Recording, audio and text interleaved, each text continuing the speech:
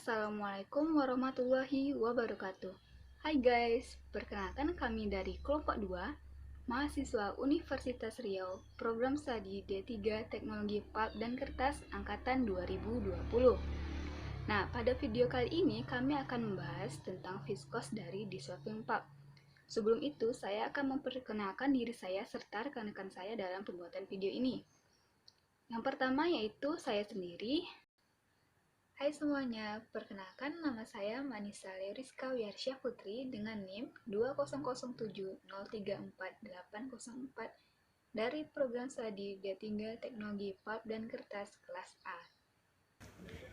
Assalamualaikum warahmatullahi wabarakatuh. Perkenalkan, nama saya Anissa Suryani dengan NIM 20070348827 dari kelas B D3 Teknologi Pulp dan Kertas. Assalamualaikum warahmatullahi wabarakatuh. Salam, Om Swastiastu, Namo Buddhaya, dan salam kebajikan. Halo semua, perkenalkan nama saya Dinda Alma Rahmadani dari jurusan Teknologi Pulp dan Kertas Universitas Riau.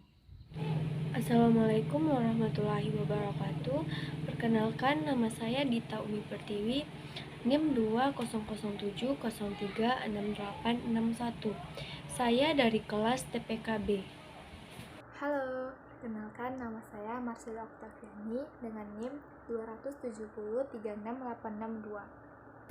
Hai, perkenalkan nama aku Zara Akila Besari dengan NIM 270249882 dari kelas TPKB. Pertama-tama saya akan membahas tentang dissolving pulp. Nah, apa sih itu dissolving pulp? Dissolving pulp merupakan pulp rayon, pulp yang mengandung kandungan selulosa alfa tinggi dan kandungan lainnya seperti abu, lignin, kelarutan dalam alkali. Nah, dengan adanya proses ini pasti kalian bingung kan apa-apa saja sih produk yang dihasilkan dari dissolving pulp ini. Mari kita cek pada video selanjutnya.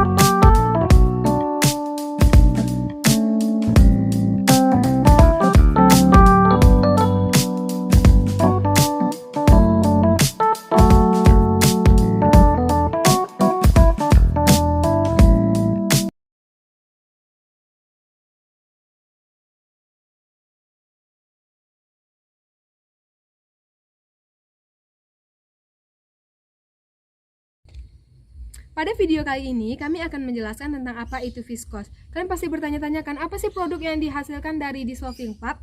Nah, pada proses dissolving pulp dihasilkan produk yang bernama viskos rayon. Viskos rayon sendiri merupakan serat sintetis atau serat rayon yang terbuat dari serat selulosa yang berasal dari bubur kayu. Serat rayon sendiri memiliki ukuran 3 mm dan tidak dapat langsung dipintal menjadi benang. Dalam industri, serat pendek ini dilarutkan secara kimiawi hingga membentuk larutan viskos. Kemudian, serat selulosa ini diregenerasi dari larutan viskos hingga membentuk serat panjang secara kontinu yang kemudian disebut dengan serat rayon. Serat rayon kemudian dipotong-potong seukuran dengan serat alam. Pada saat ini, produksi serat rayon menjadi bagian yang penting dalam proses pembuatan pakaian karena serat rayon sendiri telah dapat menggantikan posisi serat alam pada proses pembuatan pakaian.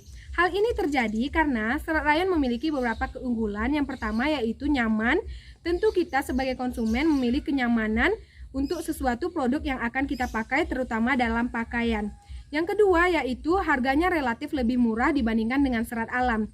Yang ketiga, serat rayon sendiri mudah dibaurkan dengan pewarna dan juga zat-zat lainnya atau dengan raw material lainnya yang telah tersedia. Selanjutnya video kali ini akan dijelaskan oleh kawan saya yang bernama Anissa Suryani.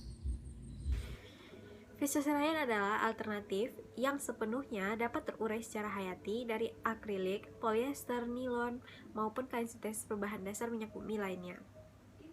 Pulp selulosa yang dikelola secara berkelanjutan di lahan pertanian yang menggunakan air dalam jumlah kapasitas yang besar dari pohon akasia dan kayu putih ini juga merupakan salah satu alternatif yang bagus untuk kapas. Permintaan rayon viskose ini meningkat karena konsumen menginginkan yang terbaik untuk menyentuh kulit mereka. Viskose rayon ini memberikan manfaat pada pakaian, kain rumah, dan produk kebersihan yang digunakan setiap hari. Terbuat dari selulosa kayu, viskose rayon memiliki sifat kenyamanan, daya tahan, dan daya serap yang sama. Viskose rayon juga mudah diwarnai. Viskose rayon ditenun atau dirajut untuk menghasilkan pakaian dalam, pakaian bayi, gaun, rok, kemeja yang lembut di kulit. Viskose rayon juga mudah diwarnai. Viskose rayon juga merupakan kain ideal untuk pembuatan handuk, spray, penutup furnitur, gorden, dan tirai kelas atas. Nah, pastinya kalian penasaran kan, apa sih sifat dan bahan dari rayon viskose ini? Sifat dan bahan dari rayon viskose ini akan dijelaskan oleh teman saya bernama Zahra Akila Bestari. Hai, aku akan menjelaskan karakteristik dari serat rayon. Yang pertama, seratnya itu halus dan lembut sehingga pada saat kita gunakan tentunya tidak akan membuat kita kepanasan dan kegerahan. Sehingga viskos ini sangat cocok digunakan untuk di kegiatan sehari-hari. Lalu yang kedua, memiliki kemampuan pewarnaan yang baik sehingga di pasaran viskos ini memiliki berbagai macam ragam variasi yang warna yang menarik. Lalu juga bahan ikannya kuat, tidak boleh rusak. Lalu tentunya harganya itu bersahabat. Kenapa saya katakan bersahabat? Karena ditawarkan dalam harga yang terjangkau. Nah, jadi mau tahu nggak nih apa bahan baku utama dalam pembuatan viskos? Nah, jadi bahan baku utamanya itu adalah senyawa selulosa yang berasal dari pulp.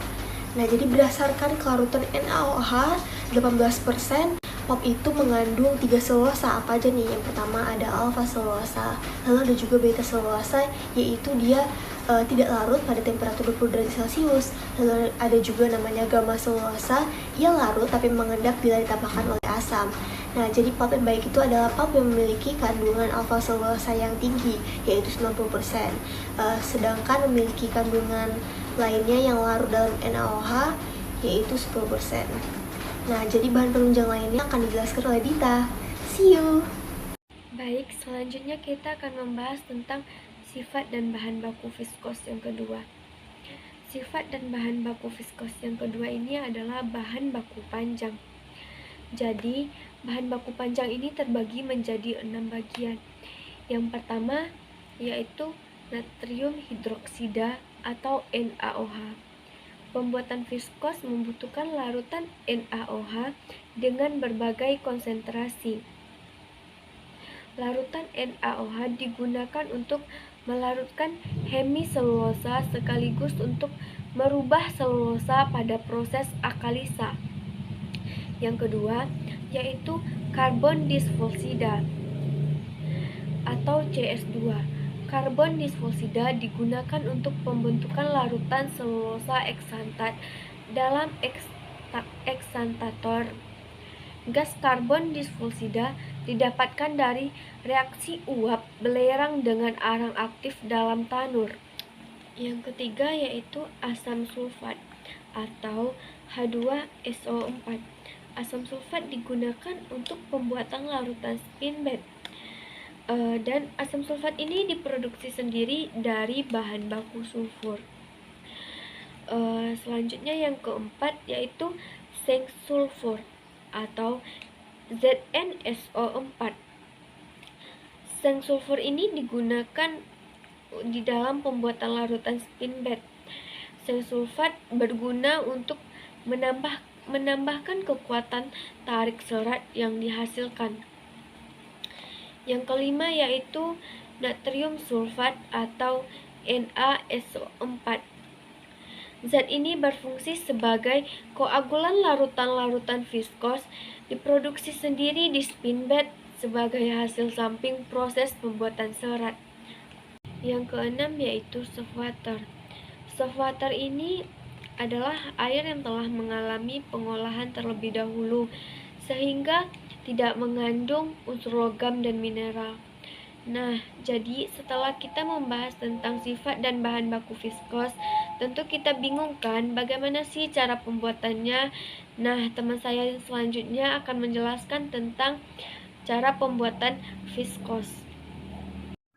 Di sini saya akan menjelaskan proses pembuatan viskos. Proses pembuatan viskos sendiri terdiri menjadi 8 tahap. Yang pertama yaitu proses alkalisasi. Apa itu proses alkalisasi? Proses alkalisasi adalah proses pembentukan alkali selulosa. Maksudnya di sini yaitu mencampurkan selulosa dalam bentuk pulp dengan larutan NaOH 18% atau yang disebut dengan step lye. Tahap yang kedua yaitu pemerasan yang dilakukan di dalam slurry press yang bertujuan untuk memeras bubur pulp agar dapat memisahkan step lye dengan yang ada di dalam alkali selulosa sehingga kandungan alkalinya menjadi 15,6 sampai 16% dan kandungan selulosanya 33,3 sampai 33,7%. Tahap selanjutnya yaitu pemeraman dilakukan di dalam aging drum. Hal ini agar alkali selulosa di dalam drum dapat bergerak maju ke depan secara perlahan-lahan. Tahap berikutnya yaitu santasi. Pada proses santasi, alat yang digunakan bernama santator. Pada tahap ini, alkali selulosa direaksikan dengan karbon biosifilda, lalu dilakukan pengadukan untuk menghomogenkan alkali selulosa dan karbon biosifilda untuk membentuk larutan viskos pada tekanan 25 mm air haksa dan 31 derajat Celcius pada santator. Tahap selanjutnya yaitu pelarutan. Pada tahap ini terjadi dua proses yaitu pelarutan dan penghalusan larutan viskos pada mesin dissolver dan mesin blender untuk melarutkan sisa-sisa alkali selulosa yang masih menggumpal. Tahap selanjutnya akan dijelaskan oleh teman saya Manisa. Lanjutan tahapan proses pembuatan viskos, tahapan yang keenam yaitu tahapan penyaringan yang dilakukan sebanyak 2 kali.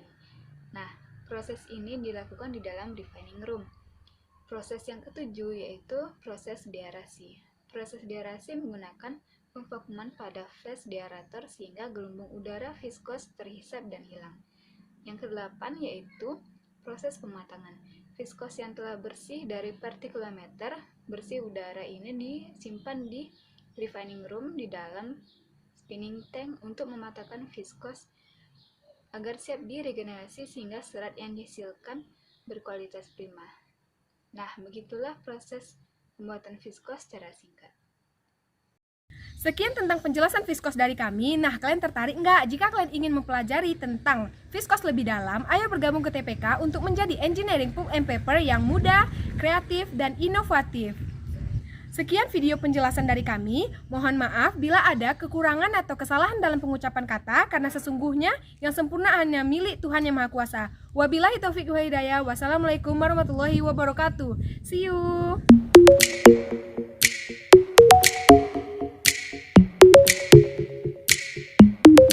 I woke up with a fear this morning.